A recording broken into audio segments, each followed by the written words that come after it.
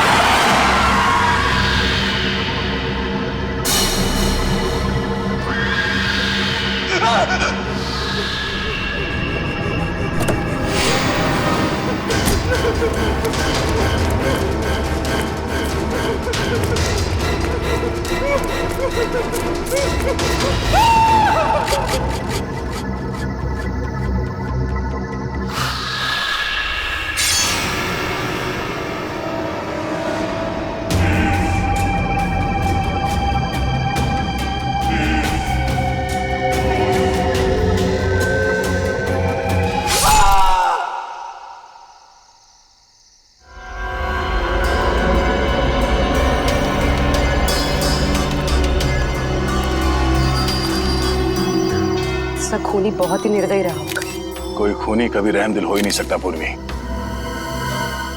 मगर एक खूनी दिमागी तौर पर बीमार लगता है। जान से मार दिया और इसका हाथ भी काट दिया।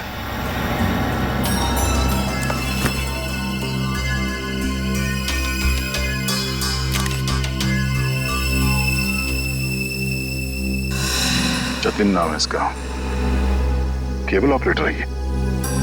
सर लगता है कहीं जा रहा होगा और रास्ते में ये सब हो गया।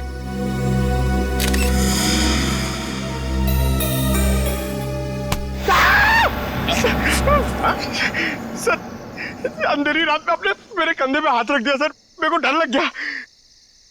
क्या मिला निखिल? सर यहाँ पे इस गाड़ी के टायर का निशान है। लगता है इसे अचानक यहाँ पे ब्रेक मारना पड़ा और कोई निशान यहाँ पे दिखाई दे नहीं रहा है।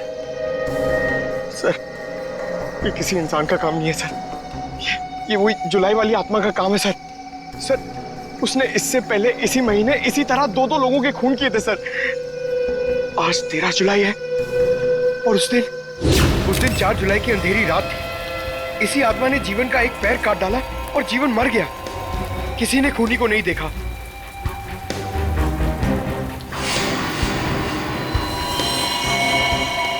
बेचारी जीवन की बहन सुनीता और उनके बच्चे, वो कैसे काटेंगे जिंदगी उनके बिना।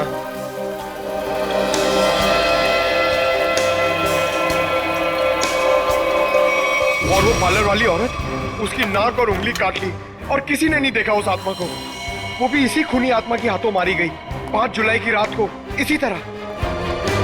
लेकिन किसी ने तो देखा होगा खूनी को। नहीं सर, हमने कुछ नहीं देखा। जब तक हम अंदर आए रीना मर चुकी थी। ये कोई आत्मा का खेल नहीं है, ये किसी खूनी इंसान के बिगड़े हुए दिमाग का खेल है जो इसे आत्मा का किया साबित करना चाहता है।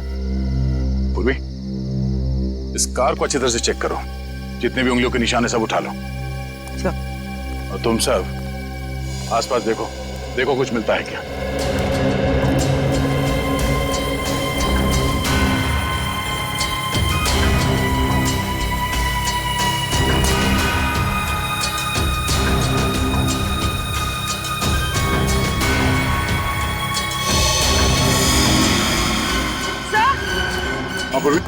सर ये देखिए, विंडशील्ड पर हथेलियों के निशान, वो भी उल्टी।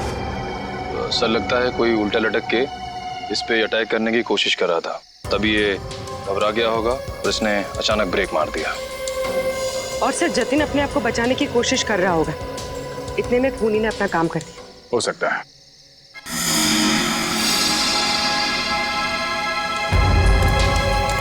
कुछ और भी हो सकता है।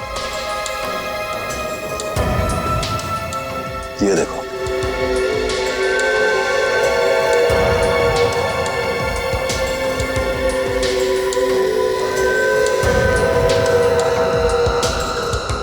नंगे पांव के निशान जंगल की तरफ जा रहे हैं।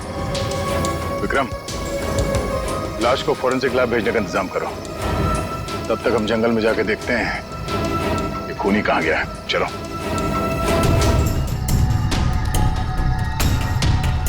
सर हम लोग और कितना आगे जाएंगे सर? जहां तक सुराग नहीं मिल जाते वहां तक। सर अगर यहाँ सुराग हो ही नहीं तो? और अगर सुराग यहीं पे हो तो हाँ? पूर्वी, तुम इस तरफ देखना।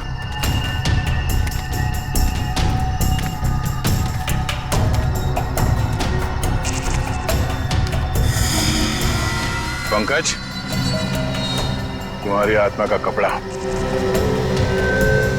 सर ये तो किसी औरत का कपड़ा लग रहा है। सफेद कपड़ा। इस सफेद कपड़े पहन के लोगों को डराती थी और जान ले लेती थी। खून किया और कपड़े भी बदल लिए। ये क्या है?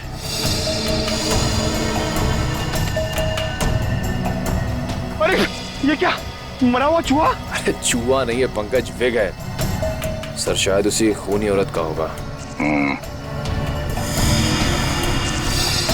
सर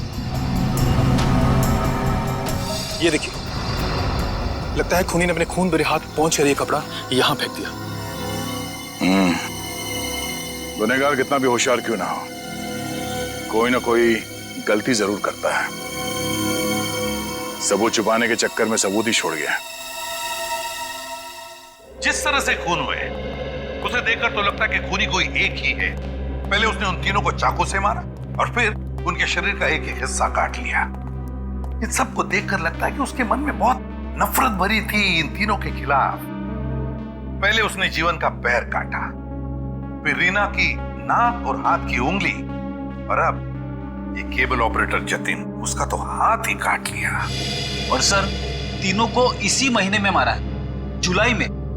जरूर इसके पीछे कोई बहुत बड़ा राज है। और सर इन तीनों मरने वालों के बीच में कोई संबंध भी तो नहीं है। ऐसा कैसे हो सकता है काविन? कुछ ना कुछ तो संबंध जरूर है इन तीनों के बीच में। और सर जिस तरीके से खून किया है, खूनी बहुत ताकतवर है। हाँ, और बहरूपिया भी। खूनी बहरूपिया है, औरत बनकर खून कर रहा है वो, औरत बनकर।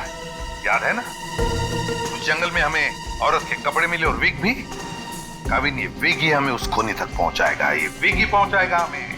बस पता लगाना पड़ेगा ये विग कहां से खरीदा गया था और किसने खरीदा था। Yes sir. Ready?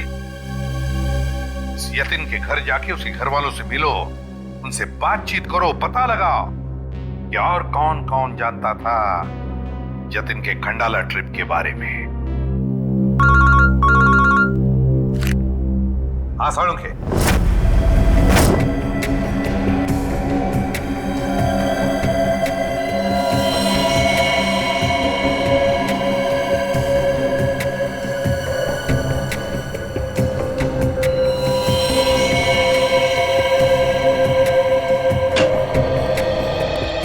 Good morning.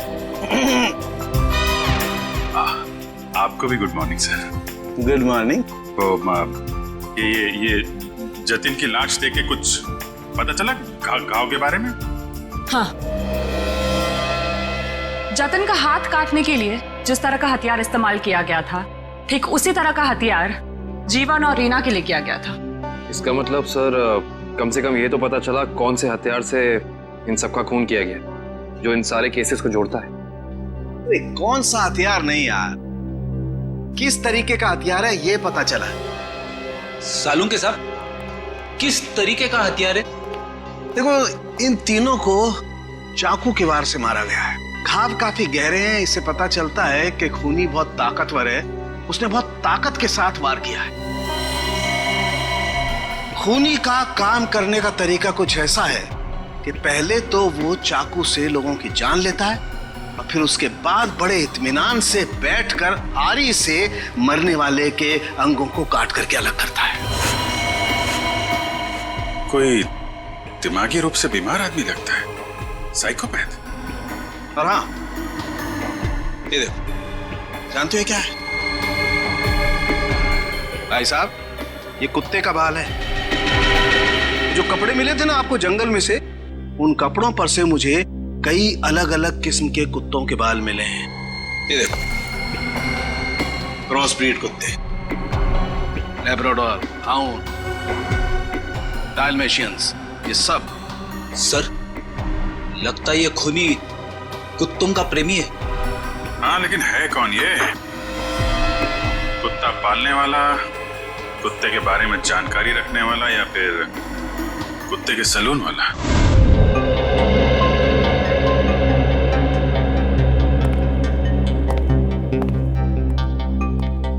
मैं और क्या बताऊं सर, मुझे तो विश्वास ही नहीं हो रहा है कि जितिन भैया को कोई क्यों मारना चाहेगा। वो एक सीधे साधे आदमी थे। अपने केबल नेटवर्क के बिजनेस के अलावा उनको फुर्सत ही नहीं थी कि वो किसी और विषय में सोचे। अच्छा, आपके अलावा और कौन जानता था कि जतिन खंडाला जाने वाले? खंडाला जाने के प्लान के बारे में तो उन्होंने मुझे अचानक ही बताया था, और मुझे नहीं लगता कि किसी और को भी उन्होंने इस बारे में बताया होगा। फोन पे किसी से बातचीत कर रहे हो, कुछ सुना हो? नहीं नहीं, फोन पे नहीं। हाँ श्रेया। सर इधर। क्या मिला? सर ये देखिए, लगता है जतिन के जो जो जरूरी काम थे या जो काम बाकी थे, रिमाइंडर्स के तौर पे उसने इस नक्शे पे सारी पर्चियां बना ली थी ताकि कुछ छूटे नहीं। 11 जुलाई पेमेंट कलेक्ट करना है, एक्सरे करवाना है, डॉक्टर के साथ मीटिंग, इलेक्ट्रिशियन 10 जुलाई। 10 जुलाई को तो जतिन की मौत हुई थी ना? हाँ सर। 10 जुलाई 67 के साइन बिल्डिंग का केबल कनेक्शन काटना है, पेमेंट बाकी है। सर शायद ये जतिन उस रात आखिरी बार इस फ्लैट वाले से मिला था। 678 के साइन बिल्डिंग में चलते हैं, कुछ ना कुछ जरूर पता चलेगा इसके बारे में। सेठ जी, सीआईडी वाले आपसे मिलने आए। गई क्या बात है? ये विग आपके यहाँ बनवाई गई थी?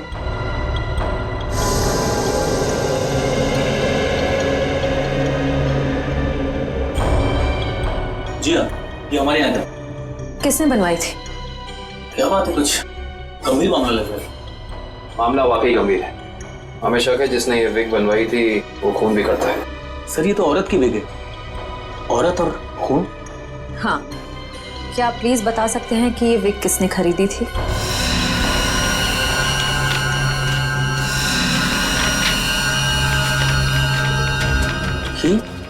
क्या हुआ?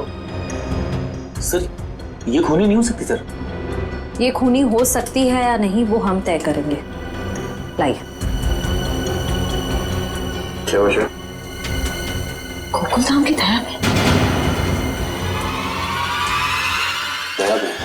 अरे भाई साहब, आप थोड़े भाव तो आवाज भी कीजिए। हमारी सोसाइटी में सुनीता आती है ना, वो तो हमेशा आवाज भी भाव ही लेती है। वो हमारी फैमिली सब्जी वाली है? अरे भाई बस आपका नहीं और मेरा नहीं, इससे 25 रुपए रखो। अरे बहन जी, इतना तो मुझे घर में पड़ता है। हाँ तो ये भी मुझे घर में ही लेके जाना है। अरे मेरे कहने का मतलब इतनी तो मेरी खरीद पड़ती है। गोकुल धाम सोसाइटी से पता कर लिया है, यहाँ पे यही कहीं आई है भाजी खरीदने। अरे लेकिन उसे ब्यूरो कैसे लेके जाएंगे? बिग के बारे में बता के सर। बिग के बारे में? अरे नहीं, गुस्सा हो जाएगी। एक काम करते हैं, ये उसे ना वो गरबा वरबा की बातें बता कर ना उसे मना देते हैं। वैसे भी हम दोनों को वो भाई मानती है ना। हाँ ले जाओ, सब ले जाओ, सब ले जाओ, सब फ्री में लेके जाओ। अरे नहीं भाई, मेरी माँ हमेशा कहती है जब भी किसी को कोई भी चीज दो ना एकदम दिल से देनी चाहिए ताकि सामने वाले को संतुष्टि हो। और टप्पू के पापा भी ये बात मानते हैं। अरे बहन जी, मैं मानता हूँ कि ग्राहक भगवान होता है, उसकी इज्जत करनी चाहिए, लेकिन मैं ये सब्जी भी फ्री में नहीं दे सकता, मैं लुट जाऊंगा। अच्छा चलो भाई, बस ठीक है, आप जितने कहते हो ना इतने पैसे दूंगी बस।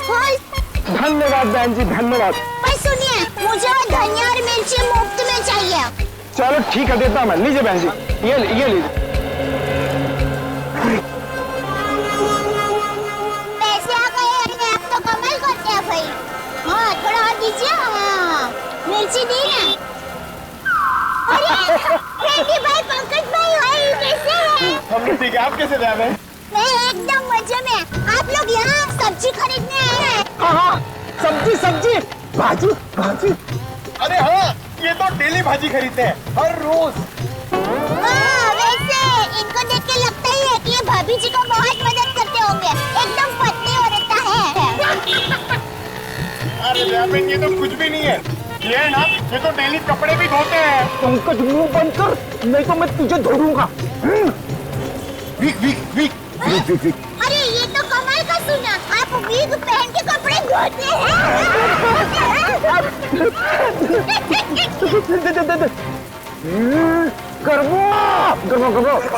अरे ये तो और भी नया सुना, आप विग पहन के गरबा करते करते कपड़े धोते हैं। हाँ दयाबेन, मैं हर काम ना गरबा खेलते खेलते करता हूँ। ये देखो। अरे फ्रेंडी भाई, अभी थोड़े दिन पहले तो आपको सिखाया था, आपको जरा ठीक तरह से नहीं आ रहा है। अरे दयाबेन, लगता है ये भूल गए, इन्हें जरा गरबा करना सिखाओ ना। अभी यहाँ अर्जेंट है। अर्जेंट है। हाँ ठीक है, सीढ़ी भाइयों का काम नहीं रुकना चाहिए। देखिए, हम लोग यहाँ रास्ते में गरबा करेंगे ना तो एक्सीडेंट हो जाएगा। गरबा करने के लिए थोड़ी जगह होनी बहुत जरूरी है। दयाबेन, टेंशन लेने की जरूरत नहीं है, फ्रेडी के पास है कैसी जगह।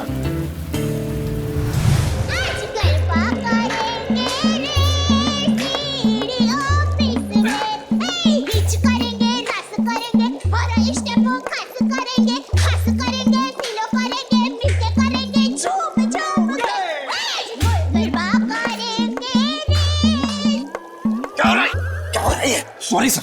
क्या सॉरी? ये क्या डांस करने की जगह है?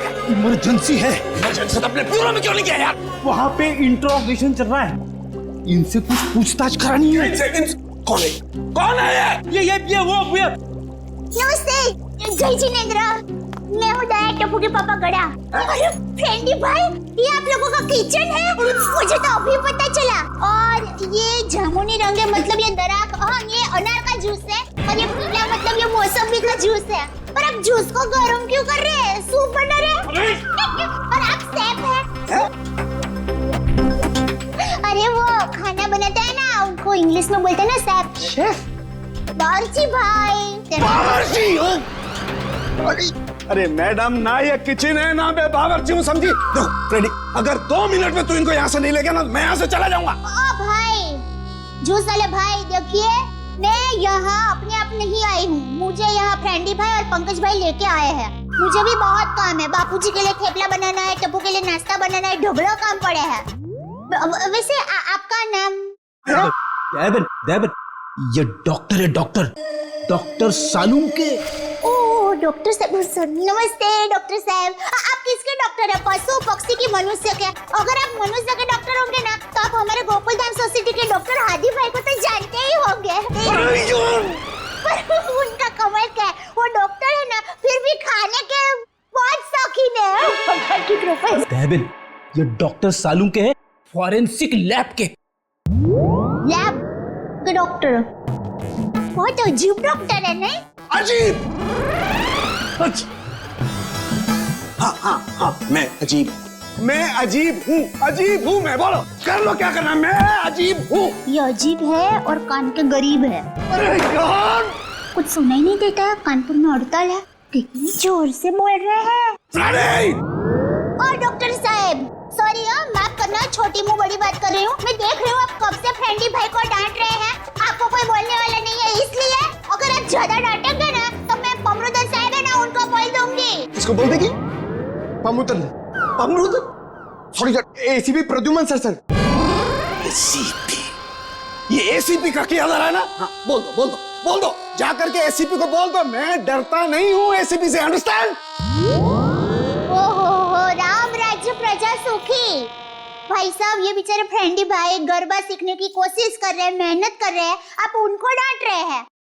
और ये भाई है कि यहाँ पर आराम कर रहे हैं, आप इनको कुछ नहीं कह रहे हैं, और ये बेचारे फ्रेंडी भाई को डांट रहे हैं। दयाबेन, हमें ऑर्डर नहीं है, यहाँ पे जो सोता है ना वो सोता ही रहता है। अरे पर दिन में कोई कैसे सो सकता है, सेहत के लिए अच्छा नहीं होता है। और साहब आप तो डॉक्टर है, आप इनको समझाइए, उठाइए जरा। दिन में सोना ठीक नहीं है ना? नहीं, गलत बात है ना? अच्छा। हाँ, तो एक काम करो, आप जाकर के इनको उठा दो। जरूर। हाँ, उसमें क्या? हे जागने तू जागवा, श्री कृष्ण गोवालिया, तुझ विना धेनुमा कोण जासे।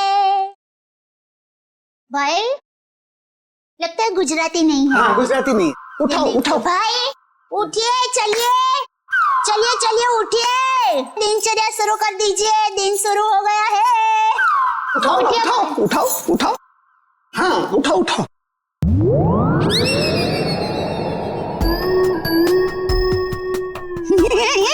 अरे ये भाई आंखें खुली रख के सो गए हैं।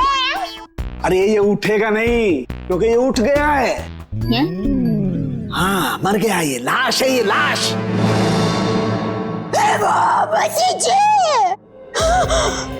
भाई रहने दो, ये तो संसार का नियम है, जो एक बार आया है उसे जाना भी है। अरे तो यार इन्हें भी जाना है, इन्हें भी ले जा यार, तू ले जा इन्हें, ले जा।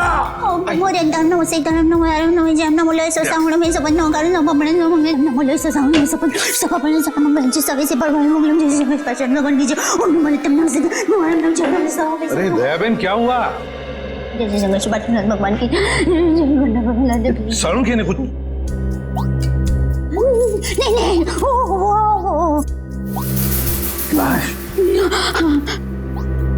दयाबेन, ये फोरेंसिक लेबोरेटरी है, यहाँ पर लाशें पड़ी रहती है। तो इनको डर नहीं लगता? ये तो लाशों से बातें करते हैं।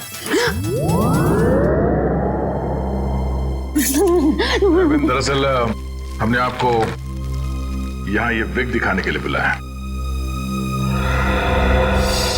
ये तो बबीता जी की विग है।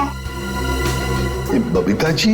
हाँ, हमारे गोकुलधाम सोसाइटी में रहते हैं, हमारे पड़ोसी है। अय्यर भाई उनके पति का नाम है। वो दरअसल हमारे में पति का नाम नहीं बोल सकते, लेकिन दूसरे के पति का नाम बोल सकते हैं, उसमें कोई प्रॉब्लम नहीं है। फिर वो बबीता जी ने विग मंगाई थी, भाई की विग मंगाई थी, पर गलती से बहन की विग आ गई थी, तो वो वापस करने के लिए गए थे। लेकिन आपके पास ये विग कैसे आई? हम बबीता जी से पूछ लेंगे। हाँ आइए, घबराइए मत, आइए। पर मुझे यहाँ पे क्यों बुलाया गया है? आप आइए तो सही। सर क्या हुआ है? अब आपको कैसे बताएं क्या बात है? देखिए बबीता जी, हम यहाँ आपको बुलाकर कोई शौक देना नहीं चाहते, मगर आप इतने झिझक क्यों रहे? नहीं, मैं झिझक नहीं रहा हूँ। अब जो हम आपको बताने जा रहे हैं, शायद वो सुन के आपको धक्का लग जाए। धक्का? जी हाँ, इस विग को देखिए। ये विग यहाँ पे कैसे आ गया? आप पहचानती हैं इस विग को? इस विग ने तो मुसीबत कर रखी है। कैसी मुसीबत? बनवाया था आदमी के लिए, बन गया औरत का। किसके लिए बनवाया था ये विग? वो एक्चुअली मेरी एक फ्रेंड है, उनके हस्बैंड को बाल कम है और उन्हें काफी शर्म आ रही थी एक विग वाले के पास जाने को, तो उन्होंने आपसे कहा? जी हाँ, और फिर मेरी दया भाभी को कहा। अब ये दयाबेन कहाँ आ गई इस विग की स्टोरी में? नहीं, वो एक्चुअली दया भाभी को काफी कुछ मालूम होता है ना, इसके लिए। अच्छा फिर क्या हुआ? और फिर दया भाभी ने जेठा जी को कहा, और फिर जेठा जी ने पिताजी को कहा, पिताजी ने नेताजी को कहा, नेताजी ने बेटे जी को कहा। अरे बबीता जी प्लीज, कहीं तो ये खत्म होगा क्या नहीं, बताइए ना आगे क्या हुआ? नहीं सर, ऐसी कोई बात नहीं है। जेठा जी ने सिर्फ कहा कि वो मेरी मदद करेंगे, क्योंकि उन्हें पता था ना कि विग कहाँ से बनाया गया है, इसलिए। आगे क्या हुआ? फिर ये विग बदलना था और असली विग लेना था, तो जेठा जी ने कहा कि मैं भी आपके साथ आता हूँ। उन्होंने आपकी मदद की? हाँ? और उस दुकान वाले की गलती की वजह से जेठा जी ने जो हंगामा किया, पूरी दुकान सर पे उठा लिया उन्होंने। आइए बबीता जी, आइए आइए, कहिए क्या सेवा कर सकता हूँ आपकी? अरे एक बार सेवा करने का आपको मौका दिया, वो तो आपने ठीक से की नहीं। जी मैं कुछ समझा नहीं। अभी समझाते हैं। लाइए बबीता जी, दीजिए जरा। एक सेकंड, किधर से खोता है ये? मिल गया। थैंक यू, ये लीजिए। ये किधर क्या है? ये क्या है? ये बेगे सर। अरे विग है वो तो बराबर है, लेकिन लेडीज विग है, देखो जरा ध्यान से। हाँ सर, ये लेडीज विग है। तो ये लेडीज विग क्यों है? क्योंकि सर ये लेडीज विग है। अरे एक मिनट जेठा जी, एक मिनट। देखिए भाई साहब, हमने एक जेंट्स विग का ऑर्डर दिया था और ये गलती से लेडीज विग आ गया है। सो आप कुछ इसका। वाह वाह बबीता जी, अब कितनी अच्छी हैं आप, इतनी अच्छी क्यों हैं?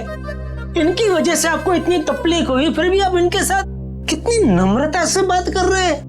लेकिन हमारे देश में नम्रता काम नहीं करती, लातों के भूत बातों से नहीं मानते। देखिए भाई साहब, ये लात बात मत मारिए। अरे लात क्या, तुमको तो हवालात मारने की जरूरत, मेरा मतलब है हवालात में डालने की जरूरत है। पता है आपकी वजह से इनको कितनी तकलीफ हुई। अरे भाई साहब क्या हुआ, कैसी तकलीफ बताइए तो। अच्छा बताते। इन्होंने अपनी एक दोस्त के पति के लिए जेंट्स विग का ऑर्डर आपको दिया था, लेकिन आप लोगों ने पता नहीं क्यों जेंट्स विग के बदले लेडीज विग बना के भेज दी। और इनके दोस्त के पति भी बेचारे जल्दी जल्दी में ये लेडीज विग पहन के अपनी ही दी हुई पार्टी में पहुंच गए शानो शौकत से, और पूरी पार्टी में सब लोग उनको देख के हंस करने लगे। जेठा जी हो गई एहसास हो गई। सब लोग कहने लगे अरे वाह वाह वाह, पहली बार हमने दाढ़ी मूंछ वाली लड़की देखी भाई साहब। आपकी वजह से ये तकलीफ हुई उनको, और उनकी वजह से इनको तकलीफ हुई, और इनकी वजह से मुझे तकलीफ हुई। सॉरी भाई साहब, गलती हो जाती कभी कभी इंसान से। अब सॉरी भाई साहब, हो जाती है गलती कभी कभी, बस इतना बोल दिया, बात खत्म है, बात खत्म, बस हो गई गलती। ये नहीं चलेगा, नहीं चलेगा ये। देखिए भाई साहब, आप जरा आवाज नीचे करके बात करिए प्लीज। नहीं होगी मेरी आवाज नीचे, नहीं होगी। जेठा जी one second, just relax and calm down, okay? Just a second. Okay भैया, it's okay, it happens. आप अभी एक काम कर दीजिए, ये विग हमें बदल के दे दीजिए प्लीज। हाँ विग तो बदल के दीजिए और पैसे भी वापस दीजिए, फ्री में दीजिए विग। देखिए पैसे के लिए आपको सेठ से बात करनी पड़ेगी।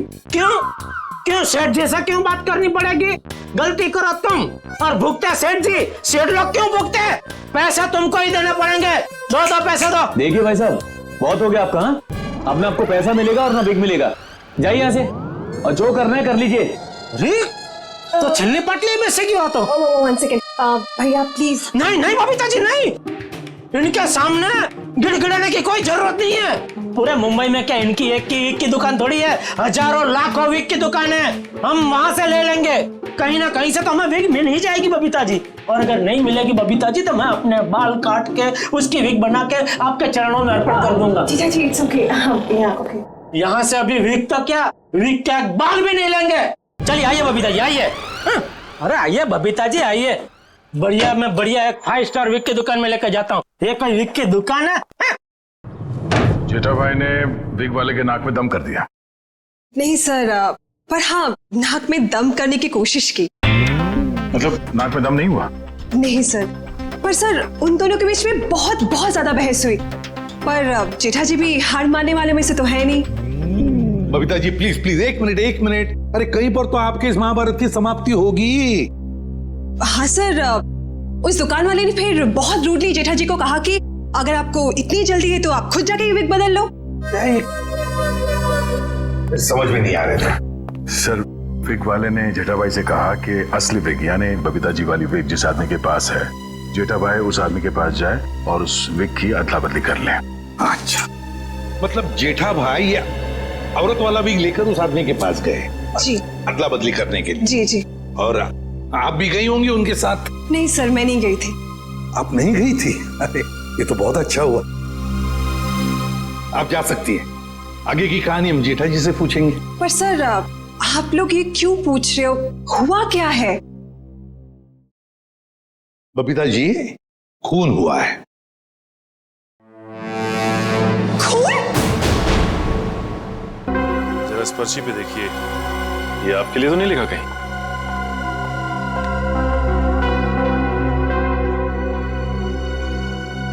ये तो जतिन का लिखा हुआ लगता है। बिल्कुल सही पहचाना आपने। मगर ये आपके पास क्यों है? एक्चुअली जतिन का खून हो गया है। खून? खून? ये आप क्या बात कर रहे हैं सर? वो भी कल ही तो हमारे घर पे आए थे।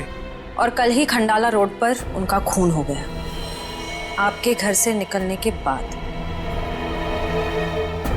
कहीं आप लोग हम पर तो शक नहीं कर रहे? क्या करें, हमारा काम ही कुछ ऐसा है। शक से शुरुआत करते हैं और सबूत तक पहुंचते हैं। लेकिन हम क्यों मारेंगे उनको सर? हाँ, केबल की पेमेंट को लेके थोड़ा झगड़ा हुआ था हमारा, लेकिन क्या हम आपको खूनी दिखाई देते हैं? वो सब छोड़िए, आप ये बताइए कि जतिन यहाँ अकेला आया था या फिर उसके साथ में कोई और भी था? जी नहीं, वो अकेले थे। खंडाला जाने के बारे में कुछ बात कर रहा था वो? हाँ हाँ, वो कह रहे थे कि यहाँ से वो खंडाला जा रहा है। ये बात आप दोनों के अलावा और किसी ने सुनी थी? दरवाजे पे खड़े होकर जोर जोर से चिल्ला रहे थे वो। आते जाते ना जाने कितने लोगों ने सुना होगा, हम कैसे बता सकते हैं? ठीक है ठीक है, अभी हम लोग जा रहे हैं, जरूरत पड़ी तो दोबारा तकलीफ देंगे। सर, ये रीना रहती थी कालीन हाउस में और जतिन रहता था सुपांडी सोसाइटी में। सर, ये जीवन अपनी चचेरी बहन सुनीता और उसके बच्चों के साथ रहता था डायमंड अपार्टमेंट में। और ये तीनों के तीनों एक दूसरे से 1 किलोमीटर के दायरे में रहते थे। सर, लेकिन ये एक संयोग भी तो हो सकता है। कभी संयोग 2 लोगों के साथ हो सकता है, 3 के साथ नहीं। संयोग नहीं तो फिर क्या हो सकता है सर? इसका एक ही मतलब हो सकता है फ्रेडी, खूनी इन तीनों के आसपास ही रहता है। एक बात और है सर, मरने वालों में एक कॉलेज प्रोफेसर है, एक ब्यूटिशियन है और जतिन केबल ऑपरेटर है। ऐसी कौन सी वजह हो सकती है जिस वजह से खूनी ने इन तीनों को अपना शिकार बनाया होगा? फ्रेडी, एक काम करो, रीना के घर से जो फोटोग्राफ्स मिले ना, लेकर आओ। कविन देखो, खूनी ने जीवन और जतिन इन दोनों के शरीर का सिर्फ एक ही हिस्सा काटा है, सिर्फ एक। मगर रीना की नाक भी काटी और उंगली भी काटी। क्यों सर? हाँ, ये देखो रीना की उंगली पर ये अंगूठी। सर, लगता है ये अंगूठी काफी महंगी है। और इसीलिए रीना की उंगली काटी गई फ्रेडी, इस महंगी अंगूठी के लिए। सर, अभी तक तो खूनी के बारे में पता नहीं चला है, अंगूठी कहां से ढूंढेंगे? फ्रेडी, ज्वेलरी शॉप में से। खूनी ये अंगूठी अपने पास तो नहीं रखेगा, किसी न किसी ज्वेलरी शॉप में जाएगा ही ये अंगूठी बेचने के लिए। बस पता लगा शहर में ऐसा कौन सा ज्वेलरी शॉप है जहां पर ये अंगूठी बेची गई है और कौन बेचने आया था। आसान क्या, पता चला कुत्तों के बालों के बारे में? अच्छा, animal lovers clinic, Goregaon. Supriya market में तनीषा नाम की एक लड़की का बुटीक है, वहां पे जेठालाल ने वो विग दी थी। ओके लेडीज, अभी तुम लोग जाओ, हाँ, बट कल टाइम पे आ जाना। कल हम अपने फैशन शो की प्रैक्टिस करेंगे। Okay, thank you. You can go now, leave it, मैं रख दूंगी। Bye bye.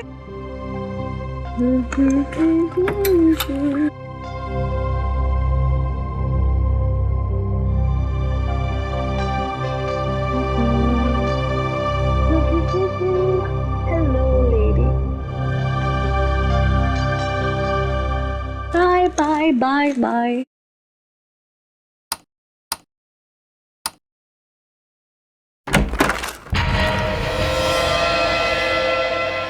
कौन है? कौन है?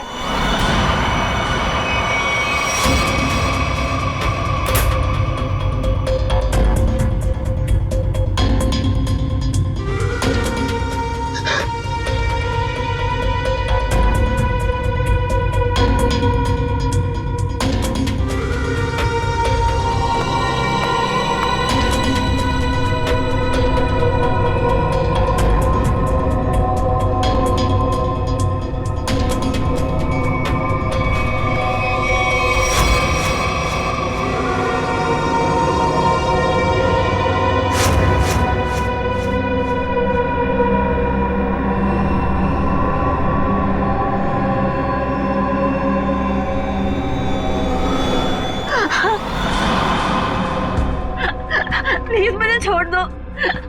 मैंने तुम्हारा क्या बिगाड़ा है? प्लीज मुझे जाने दो।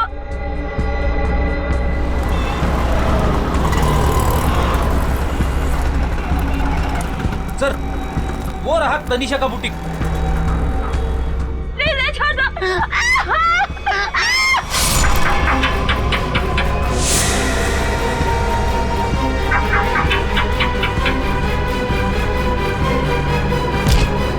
तनीषा, तनीषा,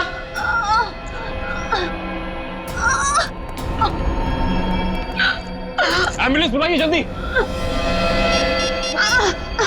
संभाल के।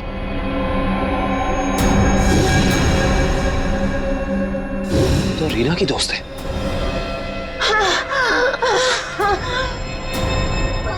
आखिर इस सब के पीछे है कौन? सीआईडी जी, कहिए क्या मदद कर सकता हूं मैं? डॉक्टर साहब, हम एक खूनी की तलाश कर रहे हैं जिसने 3 खून किए हैं। उसके कपड़ों से हमें कुछ ऐसे क्रॉस ब्रीड कुत्तों के बाल मिले हैं जिसका डीएनए आपके यहाँ इलाज कराने वाले कुत्तों के डीएनए से मैच करता है। यहाँ हर रोज सैकड़ों लोग अपने कुत्तों के इलाज के लिए आते हैं। अब किसका बाल मिला है हम कैसे बता सकते हैं? कुत्तों का छोड़िए, हमें वो आदमी चाहिए जिसने खून किए। Sir, we are dog lovers. कुत्तों से इतना प्यार करते हैं, इंसान को कैसे मार सकते हैं? ये तो फिंगरप्रिंट्स लेने के बाद ही पता चलेगा। फिंगरप्रिंट्स? जी हाँ, जतिन नाम का आदमी जिसका खून हो चुका है, उसकी गाड़ी पर से हमें खूनी के फिंगरप्रिंट्स मिले हैं। तो डॉक्टर साहब, हम आपके और आपके स्टाफ के फिंगरप्रिंट्स के साथ उस फिंगरप्रिंट को मैच करना चाहते हैं। Please cooperate.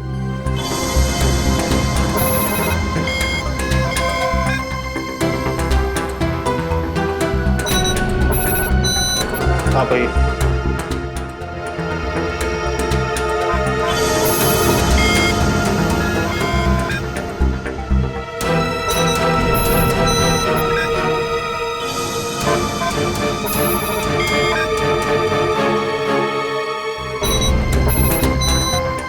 हाँ भाई।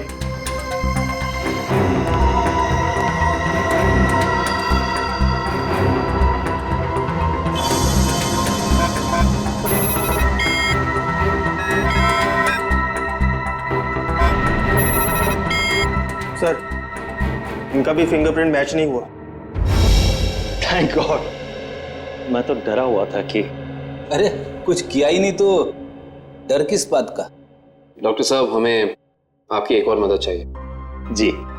हमें आपके उन सारे क्लाइंट्स के नाम और पते चाहिए जो अपने क्रॉस ब्रीड कुत्तों को यहाँ आपकी क्लिनिक में इलाज कराने के लिए लाते हैं। सर, रीना की अंगूठी की डिजाइन हमने सारे जूलर्स को भेजी थी, सिर्फ इस सलोरा जूलर्स ने पहचान की है। और श्रेया, ताज्जुब की बात तो यह है कि एक साधारण सी अंगूठी के लिए खूनी ने रीना की उंगली काट दी। आइए सर, क्या देखना चाहेंगे आप लोग? हम सीआईडी से हैं, हमने ही आपको कॉल किया था। ओह हाँ, आप लोग किसी लड़की की अंगूठी के बारे में जानना चाहते हैं? जी हाँ, इसी डिजाइन की कॉपी हमने आपको भेजी थी और इसी लड़की की वो अंगूठी है, रीना नाम है उसका। अंगूठी तो यही है, मगर ये अंगूठी मैंने किसी और के ऑर्डर पे बनाई थी। तो फिर किसके ऑर्डर से बनाई थी? देखिए, किसी का खून हुआ है, प्लीज। हाँ, बताता हूँ।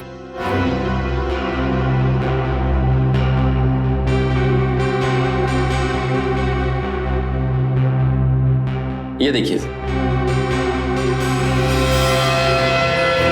तो ये बात है, अब तक सीआईडी के सामने नाटक चल रहा था, तो अब तुम देखो सीआईडी का तमाशा।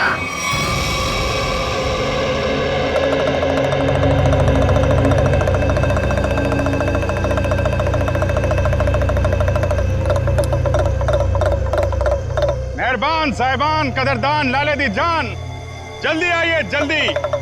आपके सामने एक तमाशा पेश करने वाले हैं हम लोग।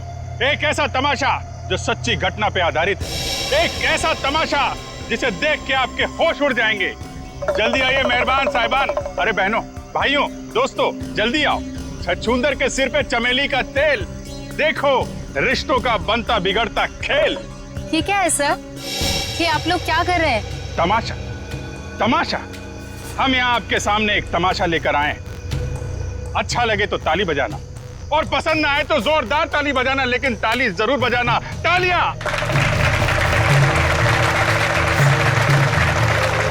ये कहानी है एक लड़के और एक लड़की की। लड़का लड़की से बेहद प्यार करता था। ए लड़की,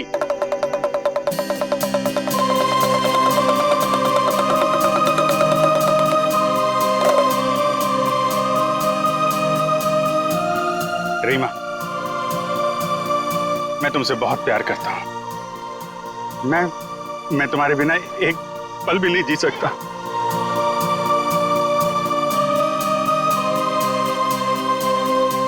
सच्ची? मुझे कसम से मेरा प्यार सच्चा है, जैसे चकोर चांद से करता है, झरना नदी से करता है, और खुशबू फूल से करती है। और ये फूल तुम्हारे लिए, इसमें मेरा दिल है। क्या तुम मुझसे शादी करोगी?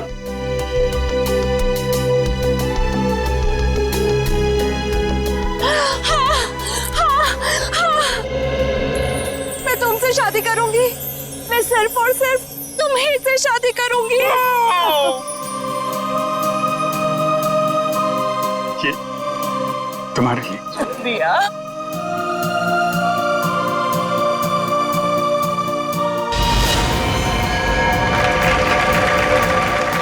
लेकिन मेहरबान कदरदान साहिबान लाले दी जान, जिस लड़के की शादी होने वाली थी उसकी एक बहन भी थी।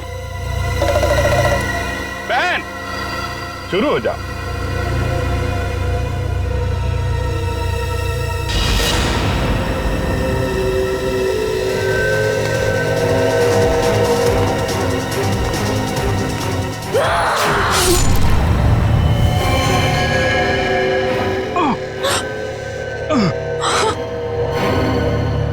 बहन, ये तूने क्या किया?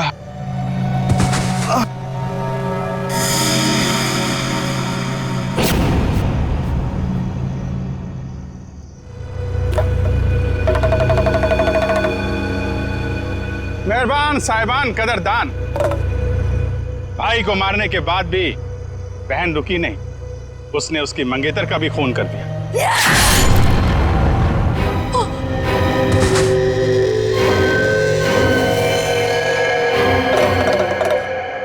इन दोनों को मारने के बाद भी बहन का खूनी खेल बंद नहीं हुआ। अरे उठ जा, तेरा रोल खत्म हो गया, उठ जा। एक बेचारा निर्दोष राह चलते जा रहा था, इसे क्या मालूम कि वहां मौत उसका इंतजार कर रही है। जा भाई, मर जा।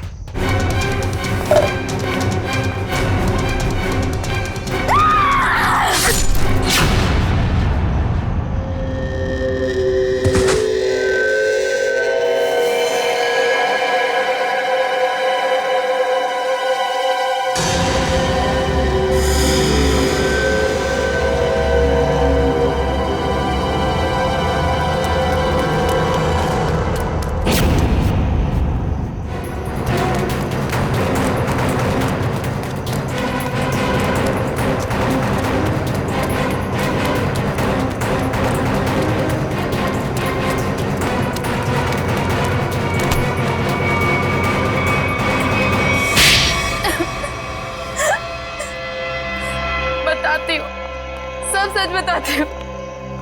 मैंने ही अपने चचेरे भाई और उसकी मंगेतर रीना का खून कर दिया, क्योंकि वो दोनों मुझे अपने घर से निकाल देना चाहते थे। मैंने जो कुछ भी किया अपने बच्चों के लिए किया। रीना मुझसे कई बार कह चुकी थी कि जब उसकी शादी जीवन से हो जाएगी तो मुझे जीवन का घर छोड़ना पड़ेगा। अपने बच्चों को लेकर कहाँ जाती? मैं एक तलाकशुदा औरत हूँ और ज्यादा पढ़ी लिखी भी नहीं हूँ, इसलिए मैंने सोचा कि तुम दोनों को अपने रास्ते से हटा देती हूँ, और मैंने वो ही किया। लेकिन मुझे लगा कि लोगों को मुझ पर शक ना हो जाए, इसलिए इसको सीरियल किलिंग का रूप देने के लिए मैंने जतिन का भी खून कर दिया। तुम्हें क्या लगा ऐसा करने से तुम बच जाओगी, हैं?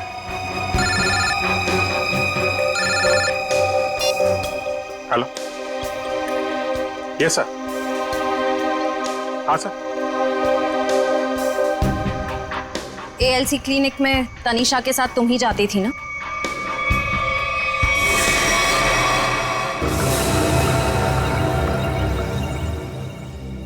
मुझे बचा लो प्लीज, मुझे बचा लो प्लीज। तुम यहाँ क्या कर रही हो? मैंने तुम्हें कितनी बार कहा है कि मेरा और तुम्हारा अब कोई लेना देना नहीं है। मैं बहुत खतरे में हूँ, मेरे पीछे CID लगी हुई है, प्लीज मुझे बचा लो। क्या CID?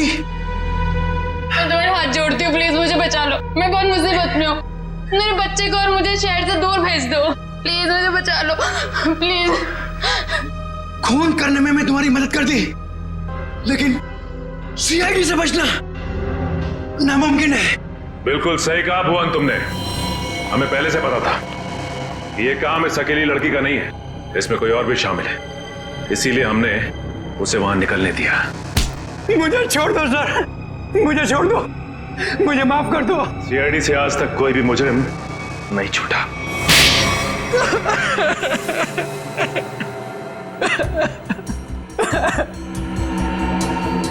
सर, मैं ये मजबूरी में कर रहा था, मेरे पास और कोई चारा नहीं था। ये मुझे ब्लैकमेल कर रही थी। मैं जिस कंपनी में MD था, सुनीता वहां क्लर्क के तौर पर काम कर रही थी। उसने मुझे कंपनी के 5 करोड़ रुपए गबन करते पकड़ लिया था। इसके पास मेरे खिलाफ पक्के सबूत थे। ये मुझे आसानी से 15 साल के लिए जेल भिजवा सकती थी। मैंने इसे रुपए देने चाहे, मगर इसने खून में मदद करने की शर्त रखी। या तो मैं इसकी मदद करता या जेल जाके मैं अपनी और महक की जिंदगी बर्बाद कर देता। उस दिन भी ये मेरे घर में मुझे धमकी दे रही थी। तभी जतिन ने डोरबेल बजाया। सोच क्या रहे हो तुम? अगर तुम्हें बचना है ना तो जो मैं कहती हूँ उसे मान। मैं और खून नहीं कर सकता। 5 करोड़ रुपए की चोरी की है तुमने, तो ठीक है, जेल की चक्की पीसने के लिए ना तैयार हो जाओ, नहीं तो भूखी मरेगी तुम्हारी ये प्यारी बीवी। धीरे बोलो। तो ठीक है, अपने दिलो दिमाग से ये पीछे हटने का ख्वाब ना निकाल दो, और एक और खून करना है तुमने। क्या? सुनीता ने हमें जतिन से लड़ते हुए देख लिया था और उसे जतिन के खंडाला जाने का प्लान पता था। और तुम दोनों ने मिलकर जतिन को मारने का प्लान बनाया है ना? हाँ, जीवन और रीना का खून को और उलझाने के लिए मुझे एक और शिकार की जरूरत थी। और तुम्हारा शिकार था बेचारा जतिन। जायदाद की लालच में तुमने 3-3 मासूम लोगों की जानें ली, 3-3 लोगों की जानें ली। और वो तुम, उसमें तुमने इसका साथ दिया। तुम भी उतने ही दोषी हो जितनी कि ये है। तुम दोनों को तो फांसी ही होगी, फांसी। ACP प्रद्युमन की विनती स्वीकार कर ली है कि CID टीम सुनीता के बच्चों की तब तक देखभाल करेगी जब तक वे बालिग नहीं हो जाते।